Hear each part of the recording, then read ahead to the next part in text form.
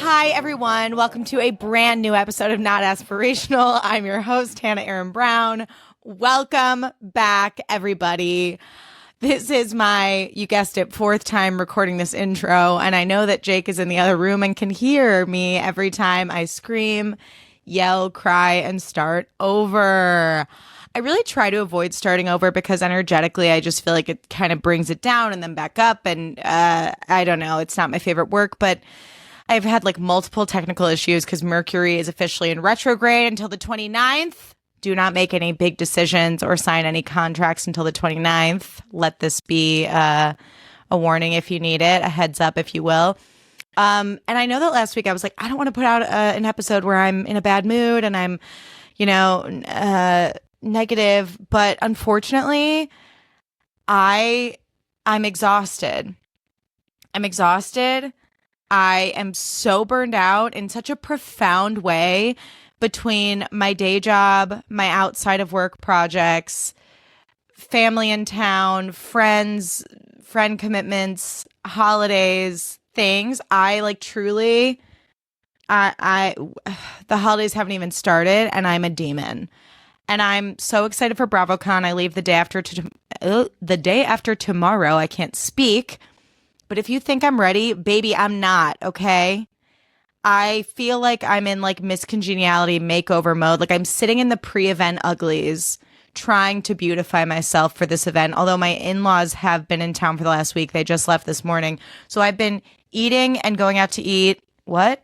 Eating and drinking, primarily going out to eat. There we go. For the last week, I've been out of my routine. I have not exercised consistently in like 3 weeks. I'm about to get my period.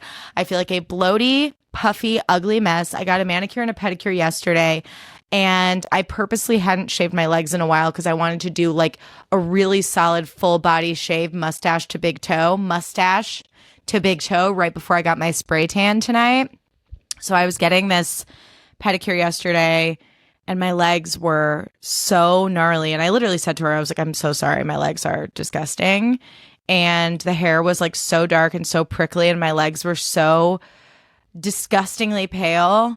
And I was just like, I truly felt bad for putting anyone in a position to not only have to like look at my feet and legs in that state, but to have to handle them. And obviously this goes without saying, I tipped handsomely because I felt terrible and also because I tip handsomely anyways.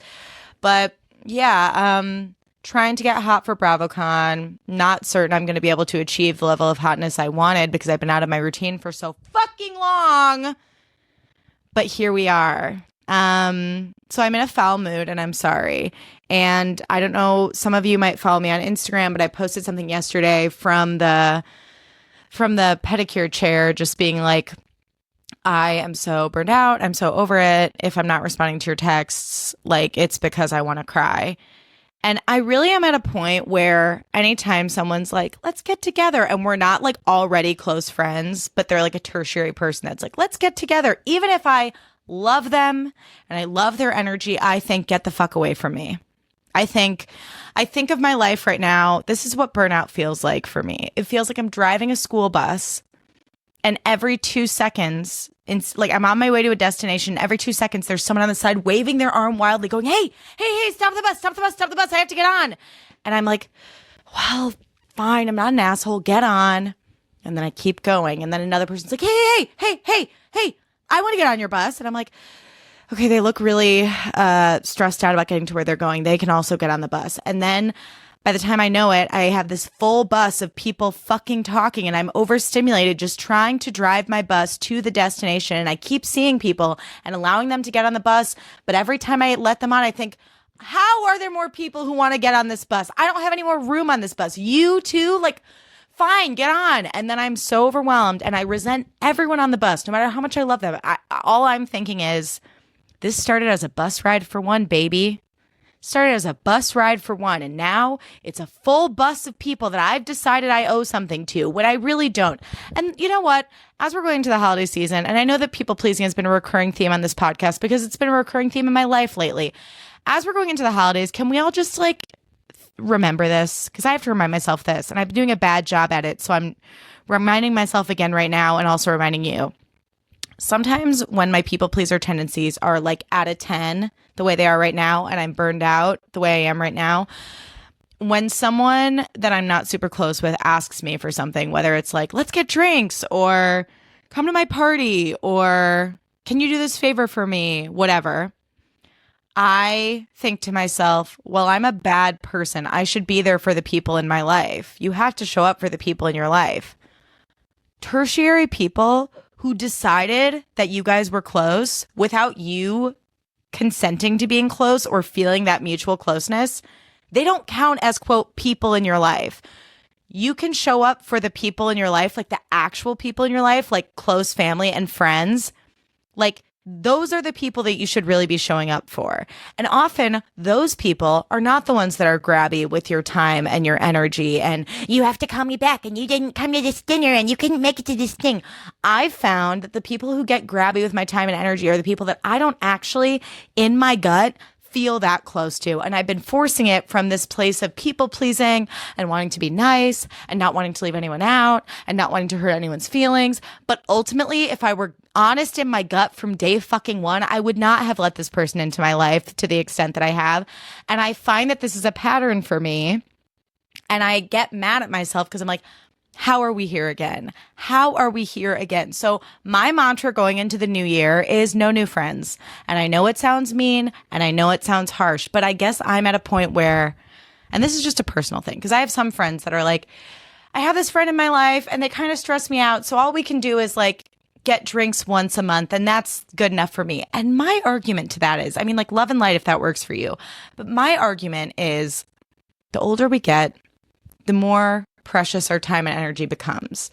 And we all learn the lesson at one point or another that our peace by ourselves is so much better than being social for the sake of being social and compromising our peace. I would rather be lonely and at peace than have a thriving social life where I feel stressed, miserable, picked on, whatever, and out of alignment, So I guess my argument is if hanging out with you is not easy or fun, then why am I making the time to put some, or sorry, the other one, if hanging out with you is not easy or fun, and I don't see the potential for us becoming really, really close, then why am I finding the time in my calendar to hang out just for the sake of hanging out? What are we trying to accomplish here? What's the point? And the hard thing is I've been on both sides of this where I've been I need to make friends. And so I'm trying to make plans with people. And it's hurtful when I don't feel that someone is as interested in getting close with me as I am with them. But unfortunately, that I can't take that on. That's not my problem. And it's not your problem either. So if you feel, I can't speak today. If you feel that you're at capacity in your own life and you're feeling those feelings of, oh God, but I need to show up for the people in my life, I invite you to take inventory of who the quote people in your life really are. Who are your close ride or die people? Because I guarantee you do show up for them. Those are probably not the people causing you stress. The people causing you stress are probably outside people who want to be close with you, but you don't feel like you want to be close with them. So you constantly feel like you're letting them down. Or maybe it's someone in your family. And family stuff gets trickier, but boundaries are still important there. And I don't really feel like getting into that today because honestly, I'm still figuring that out myself. But yeah, that was a 10-minute ramble. So that's where I'm at. And some of you are I love when you're on the brim and you're unhinged. And I thank you for that because I truly put these episodes out. And I do feel like lately these sorts of episodes where I'm just are becoming more and more common. And I don't like that, but that's also just the era of life I'm in. And sometimes that era of life lasts longer than 1 week between episodes. Sometimes it's a series of weeks. And I am truly praying and manifesting that after Bravocon, I get to just cocoon up, because it feels like since before London until now, it's just been a really overstimulating time. And I might be the friend that cancels plans and doesn't come to things and says, actually, it doesn't work for me anymore. And that's just going to have to be okay. And again, let's all remember this saying too: those who mind don't matter, and those who matter don't mind. And that's the truth. And then a couple other pre-Bravocon things. So as I mentioned, I'm sitting in the pre-event uglies. My in-laws just left, so I've been out of my routine, and I've been going out to eat and drinking daily, as I mentioned. I haven't been working out, blah, blah, blah, blah. My beautification process is, we're in the middle of it right now. I got my nails done. I'm getting a spray tan today, very important. I'm getting my hair dyed tomorrow. I got Botox last week. You might be thinking, where's that money coming from? We're not talking about it. We're being reckless right now, okay? We're not talking about it. Because my rationale was, Bravocon is a work trip. It's a networking opportunity. And I want to be in those situations feeling really confident about myself. I mentioned this last week. So that's why I'm rationalizing it. No one gets holiday gifts this year. Just kidding. But they might be a little less extravagant than previous years, because, call me selfish, I really needed to feel hot for this trip and it was important to me. So I usually do like a refresh, like a hair Botox refresh once in the spring, summer, in the immortal words of Sheree, and then once in the winters. So like that's kind of my rationale for this too, is like, okay, I'm getting it done now, but I'll feel good for Thanksgiving and the holidays. But God, it's fucking expensive. And I have a note in my phone of all the outfits that I'm going to try on for Bravocon, because I haven't tried on anything yet because I haven't had time or space or bandwidth. And I hope my outfits come together because I want to serve looks. But the other thing, as I mentioned, is I will be on my period. So if you're at Bravocon, two things. First of all, please come up and say hi. I would love to meet you. And also, if you need a tampon, ask me, because I will have a lot of them and they will all be ultras. So I've got your back. Be the friend that has extra tampons in their purse. You know, like, I know planning is hard, but like, throw in an extra 2 or 3. I don't care if you have a tiny clutch. Fit as many tampons as you can, because there's nothing better than when you're in a social situation and you're like, fuck, I need a tampon right now. And there is some fairy godmother in the corner that's like, oh my God, I got you. And I'm sorry, but like, I like an ultra. I like something where I know my bases are covered. Okay, so if you're at Bravocon, say hi. And if you're at Bravocon with your period, feel free to ask me for a tampon. Okay, getting into today's pop culture catch up, because that's what we're doing today. There's so much going on pop culture wise right now, and I'm thrilled to talk about it. The first one is that Ben Affleck and Jennifer Lopez might be back together again.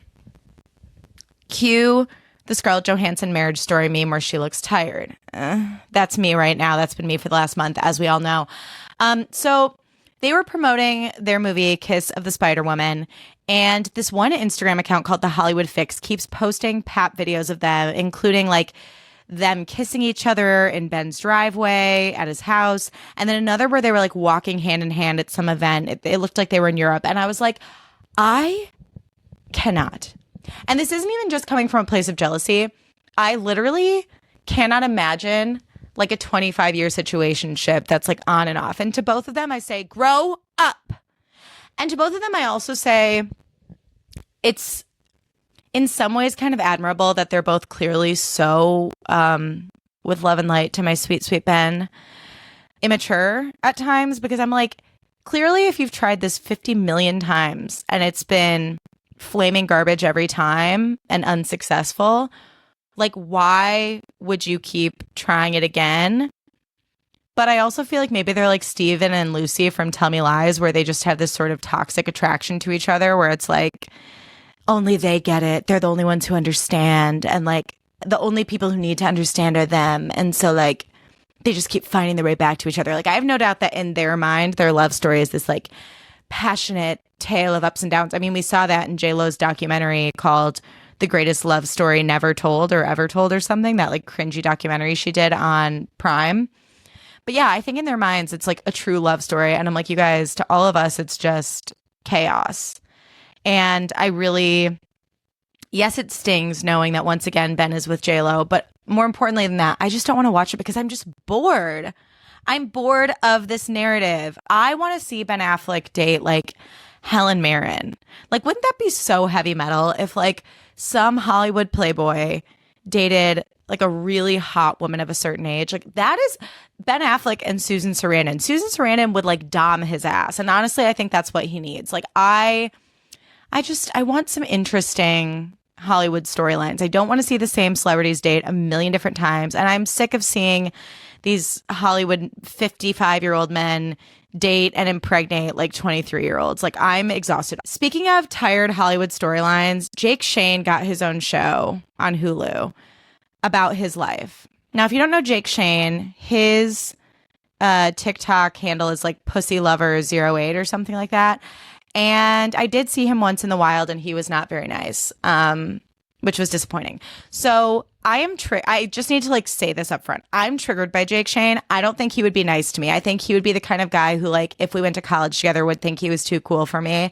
And he probably, like, he strikes me as the kind of kid who in junior high, like, knew that if he didn't befriend the popular girls, he would probably be bullied. So he befriended the popular girls and allowed them to treat him like, you know, an accessory, like a handbag, like a purse. And he didn't care because they were always like, oh my God, Jake, you are so fucking funny. And then he got this like inflated ego, and then TikTok made it worse. And now he has a Hulu show. So like, those are my feelings about Jake Shane. Pretty much entirely conjecture, but I'm just like, he got a show from Hulu about his life. He's 26. So I'm like, I would argue he hasn't lived that much life. And not only is he 26, but he's white and extremely privileged, like cousins with Sophia Richie privileged. And so I'm like, do we need to hear that story? Like, here's what I see the show being about. It's going to be about like him living in LA, trying to make it as a content creator. And like, people are mean to him on TikTok sometimes. And like, he was bullied as a kid, so it's hard. What else? What else? Because if it's about the industry stuff, I'm like, well, I would argue it's a lot harder to make it in this industry when you're not rich and well-connected. So that your take on that is not interesting to me. And if it's about how it was like hard being bullied, I'm like, yeah, it is hard being bullied. You know what else is hard? When you're bullied and your bully knows that your family is struggling with money. So when you get a new pair of boots in 7th grade, she says, doesn't your mom need that money to pay the bills? Like, that's hard. And I know that we shouldn't play like trauma Olympics. We shouldn't be like, well, my trauma is worse than yours. And I realize that that might be literally exactly what I'm doing right now, which is annoying. But I guess what I'm saying is I'm just kind of sick of rich white kids in Hollywood who have grown up in LA or got successful really early being given these shows where they get to just like write about themselves and play themselves. Like, I just, you know, I'm bored. I'm bored of Ben and JLo. I'm bored of shows like Jake Shane's, and maybe it'll come out and I'll be like, this is so amazing, but I have low expectations. And then while I'm kind of on this bitterness track, because I guess that's kind of the whole vibe of this episode, one of my favorite shows, Tell Me Lies on Hulu, returns January 13th. I am so excited for that toxic, smutty little show to come back. But I did see that Iris Apatow was added to the cast for season 3. And the question I want to beg there is, and again, I know I just sound like a bitter old woman in Hollywood, and you know what? Right now, today at least, maybe I am.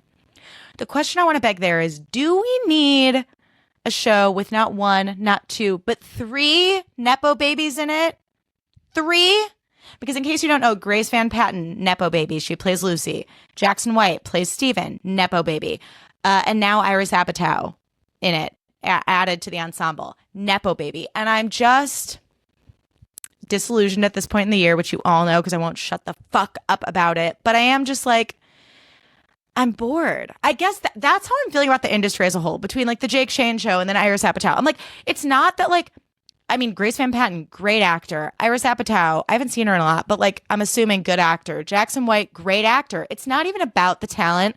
I'm just like really sick of Hollywood and honestly like brands on social media not thinking outside the box. Like, I keep seeing TikToks where people are like, brands are moving away from things being super aesthetic and perfect. And I'm like, every time I log on, I see another, I'm sure I said this last week, I truly can't remember at this point, but I feel like every time I get on TikTok, I see the same type of creator over and over and over, copy paste, getting PR and brand deals, and they're all the same, like aesthetic girlies with a rich furnished apartment, and they come off as extremely privileged and wealthy. And I'm just like so bored.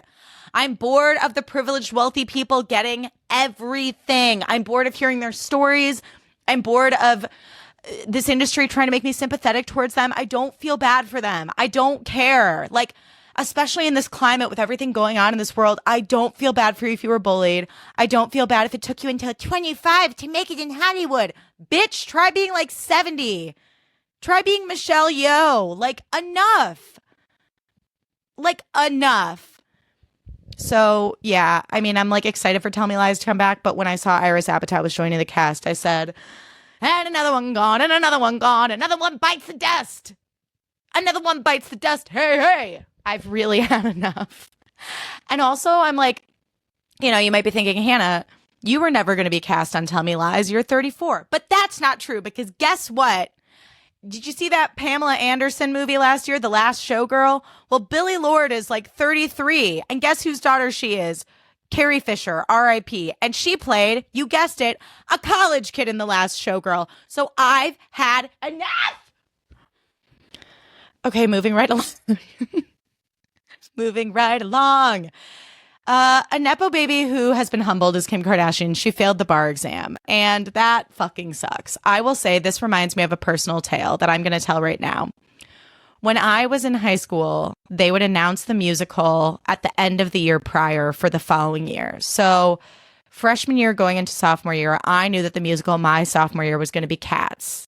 Andrew Lloyd Webber's Cats, which is known by some to be a horrible musical. And honestly, at this point in my life, I can't say that I disagree with that. However, as a freshman going into sophomore year, I wanted nothing more than to be in Cats. Just the ensemble. I didn't ask for much. I wanted to wear the spandex outfit. I wanted to paint my face and have like ears. I wanted to do the Jellicle Ball dance. Dun, dun, dun, dun, dun, dun, dun, dun, dun, dun, dun, dun, dun.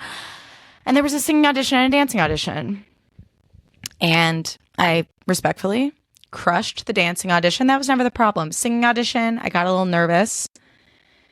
And all of summer going into sophomore year, I was like, guys, I would literally prowl around like downtown Highland Park, like jump up on ledges and like pretend to be a cat, like half jokingly being like, haha, I'm such a theater kid, but also because I was like, I'm manifesting this. I'm going to be in Cats. And I would tell my friends, like, when I'm in Cats, it's going to be so great. When I'm in Cats, this, that, and the other. Like, I would, like, act like a cat. Like, I was so into it. I would watch the Cats VHS tape and, like, force all my friends to watch it all the time. I was like, the Rum Tum Tugger is so fucking hot. Like, look at him thrust it. Auditions come around, crush the dance audition, not so much the singing audition. I don't get into Cats, okay? And it was fucking humiliating because everyone from my boyfriend of 2 months to all my close friends knew that I really wanted to be in Cats.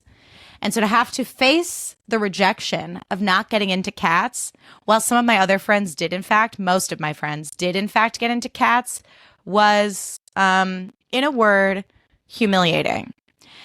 And I can't help but think of that when I think of Kim Kardashian failing the bar, excuse me, because she made it her brand for the last, like 6 years to be like, I want to be a lawyer.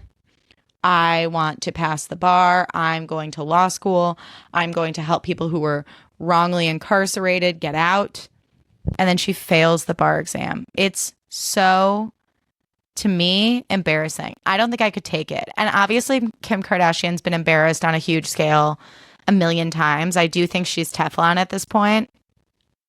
But failing the bar and kind of thus giving people fuel to be like, yeah, you're fucking stupid. You're a fucking stupid billionaire, stupid dumb Nepo baby bitch. You were never going to pass the fucking bar exam. Those kinds of people coming out of the woodwork with the news of her failing the bar would be too much for me personally. So I wonder how she's doing. I wonder how she's doing. Also, this news comes on top of the fact that her show, All's Fair, which is a Ryan Murphy show, has been written up as, and I quote, the ultimate Trump era show and an atrocity, end quote. It has received a 4% on Rotten Tomatoes, and everyone's like, Kim cannot act, and we're sick of having her as, quote, an actress shoved down our throats by Ryan Murphy. Now, a couple things. Ryan Murphy, don't know who needs to hear this. Like, I don't think he's a good guy. Ryan Murphy is going to put out ill-conceived bullshit, at least at this point in his career. Like, I think Popular was great. I think Nip Tuck was great. Like, when Ryan Murphy is good, he's good. Scream Queens, incredible. He knows the camp genre so well. When he's good, he's good. But I think now he's just giving us slop. Like, just celebrity slop that, like, under the veil of, quote, camp, floppy air quote, because he knows that there's going to be a certain, like, group of people who get on the internet and are like, it's just camp, you guys, and, like, mother is mothering. And whether they're talking about, you know, Glenn Close or Sarah Paulson or Kim Kardashian, it's just going to be like, it's just mother, and mother is mothering, and if you don't get it, you don't get it. And to an extent, yes, I get that. And I do think sometimes, like, shitty things can be fun, you know? Like, I don't have elevated taste at all. I love, like, shitty, campy TV. But I do think there gets a point where it's, like, not fun anymore. And I haven't watched All's Fair yet, so I cannot give my honest opinion. But I was talking to one of our neighbors about this, and he was like, but I understand why in, like, the Trump era, people are tired of having this, like, billionaire reality star foisted upon them as a, quote, actress when we're all watching her performance and we know that she's not. Like, this is just not something she's good at. And, like, can we just stop trying to make this happen? Can we stop trying to make fetch happen? And I do think in this climate, all the feelings that I've had about the industry and that people are having watching this show, I think everything is magnified because everything is just so tense and out of control right now. So, yeah, I don't know if I'll watch All's Fair. I might give it a try. But I do think maybe Kim can just, like, take a step back and be a billionaire and, like, let actors have jobs. But also, that's not fully on her. That's also on this fucked up industry, as I've been talking about for the last almost 30 minutes. So it's a whole, I don't know, snake eating its own tail situation. You know what I mean? Also, something that I want to point out to you, if you're not in entertainment, is if you watch the show All's Fair, and really anytime you're watching TV or film, Jake and I were talking about this, if you see them cutting around an actor's performance a lot, that is a strong indicator that they probably didn't give a good performance and they are trying to make that actor look as good as they can in post-production, like in the editing process. So using All's Fair as an example, Jake watched the first episode. He got, like, halfway through and he was like, Kim would be saying a line, but then they would focus on the face expression of the person reacting to what she said rather than having the camera on her while she said the line. So that's what I mean by cutting around someone's performance. So if you're watching a show and you're like, that actor's talking a lot, but I'm not seeing them a lot, they're focusing more on people's reactions, it's probably because they didn't give a good performance and they're trying to save it in the edit. Fun, entertainment, movie magic, trivia for you. Okay, now shows that are actually good. There's a show on Peacock called All Her Fault. It is so fucking fun. It has, forgive me, I'm not a Succession head, and I know that that's a personal failing on my part. The actress who plays Shiv, she's in it. She's the lead. You have Jake Lacey from Girls. He played Fran, and he was also in White Lotus. He's in everything right now. You have Dakota Fanning. Stacked cast, okay? And it's this like thriller, kind of psychological thriller drama about this mom whose son goes missing. And it kind of reminds me of, like, Gone Girl vibes, like that sort of genre. I only got a couple episodes in. Jake's family binged, like, during their visit. I fell asleep. So I have more to watch. I'm only, like 3 episodes in, I think. There are 8 episodes altogether. But it is so good. So if you're looking for a fun, cozy show to binge this season, I definitely recommend All Her Fault. It's really, really good and really fun. And, like, episodes are like 45 minutes long, but it moves and there's so many twists and turns, and I can't wait to get caught up. Wicked for Good comes out next weekend. I'm so excited. A Light in the Darkness. I am going to go on a Saturday at like 4 o'clock. I'm going to go to a nice theater, Look Dine-In Cinemas. Shout out if you want to sponsor this podcast, please do. They have the recliners. They have expensive drinks and bar food that are both really, really tasty. And I'm going to sob until I can't breathe and the person next to me tells me to shut the fuck up. I truly cannot wait. I can't wait. I'm so excited. I'm going to wear the stretchiest clothes. I'm going to get cozied up in my chair with my movie theater wine or my movie theater cocktail, and I'm just going to sob, and it's going to be gorgeous. And then we're going to get on the internet, and everyone's going to be talking about how good it was, and it'll be like we're all, trauma bonded together over Wicked for Good, and we're all in on the same inside jokes, and we're all learning new dances together, and I just cannot wait. So excited. If you have not watched it on Peacock, they did like a Wicked for Good tribute concert with performances from everyone in the cast. Jonathan Bailey couldn't be there, which is unfortunate, but everyone else really held it the fuck down.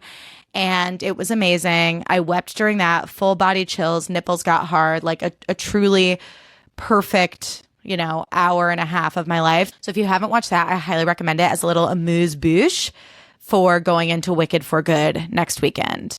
Also, I heard Ethan Slater and Ariana Grande are broken up. And honestly, I am at a point right now where I really, really love Ariana Grande. I think she's so magnetic. She's so fucking talented. I could watch her do anything for hours and hours. But I think it's so mortifying on Ethan Slater's part because I'm like, imagine blowing up your entire life, fucking over your high school sweetheart / wife / the mother of your newborn child to go date a pop star because you probably knew that that was the only time in your life this was ever going to happen. And you truly thought that the two of you were going to go all the way. Despite Ariana's track record of being in these very kind of showy, out there, love bomby relationships and then quite literally saying thank you next and moving the fuck on. Ethan Slater, why did you think that was going to go differently for you? This girl with Love and Light has made it very clear that she has a pattern of just kind of being super into someone and then moving the fuck on and making great music about it. So why did you think you were going to be the exception to the rule? I bet he feels so fucking stupid right now. In the immortal words of Beyonce, I bet it sucks to be you right now. And that is called, say it with me, karmic retribution. The Traitors full cast was revealed. Standouts for me include Lisa Rinna, Candace Dillard-Bissett, Maura from Love Island UK, which I've never watched Love Island UK, but I know Maura as an internet personality and she's insanely pretty, so I want to see what she does. I think she's going to serve looks. And then we have Dorinda Medley, who is living proof that if you were a big enough fucking brat, derogatory, and have a big enough temper tantrum, you can get what you want, because I think she was so outraged and shocked and bitter that she did not get past episode 1 in The Traitors last season, that she was like, she called up NBC Universal. She's like, let me tell you something. You better back that shit up. You better back it up quick. You put me in the Traitors. You put me in the castle. You put me in the turret. You give me the cloak. You give me the hood. I wonder if she's going to be a traitor with the cloak and the hood in the turret this season. I really wonder, because I think Dorinda is hell-bent on staying as long as she can. And it's kind of annoying because I'm just like, babe, that's not how this works. You got voted out. No one else has ever gotten another chance to come back except for Kate Chastain, who I think maybe won or whatever. Kate Chastain's just a blast. I'll never complain about Kate Chastain being on my TV, but we know that Dorinda gets away with poor behavior because everyone's like, she's iconic. We love her. And sometimes I'm just kind of you can't always get what you fucking want, Dorinda. Did you not learn that when you were 10? Enough. But I am excited. Controversial opinion, do miss Lisa Rinna on my TV. I hope she sticks around. I swear to God, I hope the gamers do not take out all of our housewives early on, because we need Rinna at that round table acting nuts and being a huge rancid bitch in couture. It's couture, honey. Look it up. It's couture. So I'm excited to have her on the show. I think it's going to be a solid cast. I am already sick of Donna Kelsey. I don't know why. Again, like Kim Kardashian as an actress, she's being foisted upon us. I'm kind of exhausted, but January 8th, 2026, the adventure begins. We have so much good TV coming in January. And honestly, in December end of November, we have Stranger Things coming back. I believe we have Emily in Paris coming back in 2 parts over the holidays. So we have some good TV to look forward to, and I'm really, really excited about it. By the way, I was just looking at my notes again. Really quick note on Wicked, just to get back into that really quickly. If you're not into Wicked, this is just a PSA to anyone who's not into Wicked and doesn't care about it.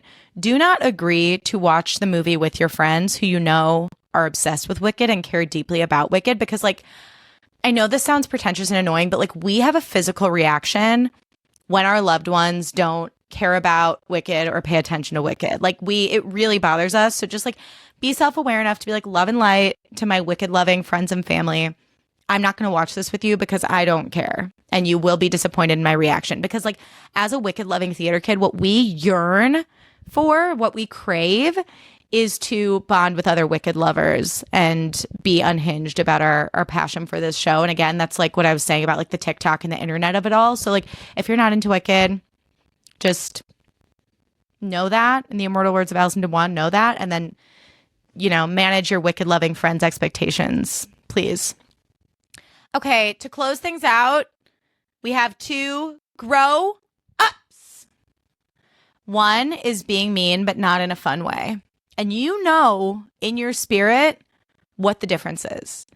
Being mean in a fun way is maybe you make a rude joke, but it's like, well, you said it. Like, that was very clever. That was very on the nose. That was a very specific observation, and it made me giggle. Being mean, not in a fun way, is when you just look like a bitter little bitch who just wants to like shit on people to make yourself feel better. And we can tell the difference. Even if you're that person who like who's mean in a bitter bitchy way, and then you get called out and you go, oh my God, I was just kidding. Really? Then why is no one here laughing? And why does that person feel bad about themselves now? Like, shut the fuck up. If you're mean and not in a fun way, grow up.